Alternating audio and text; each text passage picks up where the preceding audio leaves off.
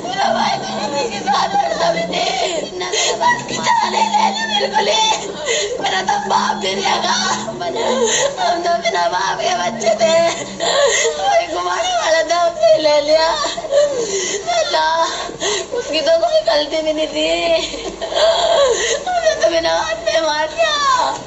एक हाथ मार देते, टांग टूंग तोड़ देते, हम दिखा लेते अपने को, तो खत्म ही कर दिया।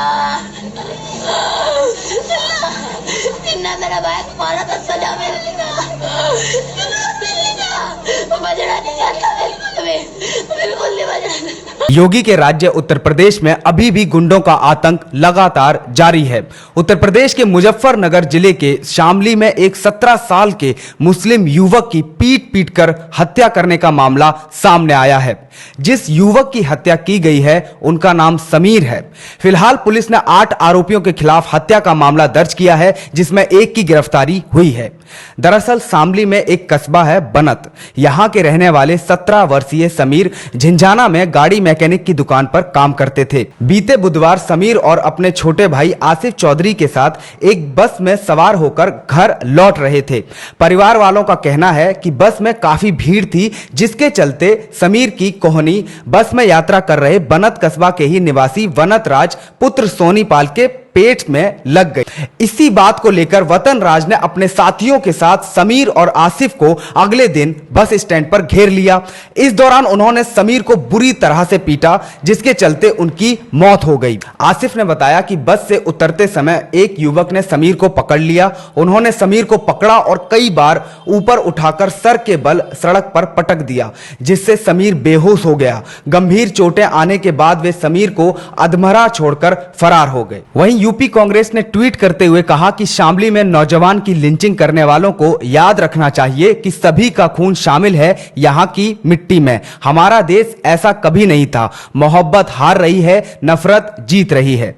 समीर के छोटे भाई ने आगे बताया, मैं शोर मचाता रहा और भीड़ भी जमा हुई, लेकिन जब हमलावर भाग गए तब जाकर लोग मदद के लिए आगे बढ़े।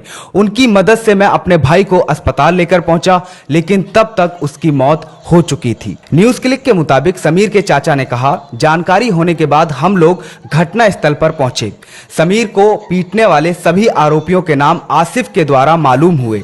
आसिफ के अनुसार हमला करने वाले सभी आरोपी हिंदू जाट थे। उन्होंने आगे कहा, सभी हमलावर दबंग हैं जो आए दिन कमजोर व्यक्तियों को पीटते रहते हैं। कुछ आरोपी हाल ही में जेल से रिहा होकर आए हैं, इसलिए मैं दावे से कह सकता हूं कि पुलिस सभी आरोपियों का आपराधिक रिकॉर्ड जानती है।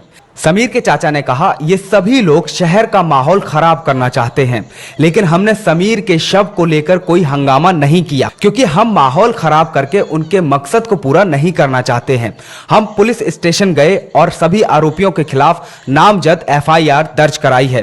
परिजनों ने बताया कि 2 साल पहले समीर के पिता की कैंसर से मौत हो गई थी। घर में और कोई कमाने वाला नहीं था, तो समीर कम उम्र में मैकेनिक के काम में लग गया। उसी की कमाई से ही घर का सारा खर्चा चलता था। आदर्श मंडी थाना प्रभारी सुनील नेगी ने बताया कि समीर अपने काम से लौट रहा था। 8 युवकों ने उसे पकड़ा और पीटा। ज्यादा चोट लगने के कारण युवक की मौत हो गई। हमने इस मामले में 8 युवकों के विरुद्ध हत्या का मुकदमा दर्ज किया है, जिसमें वरदान चौधरी नाम के आरोपी को गिरफ्तार भी कर लिया गया है। मामले की जांच की जा रही है। आगे बाकी के आरोपियों को भी गिरफ्तार किया जाएगा। Bureau report TNN India.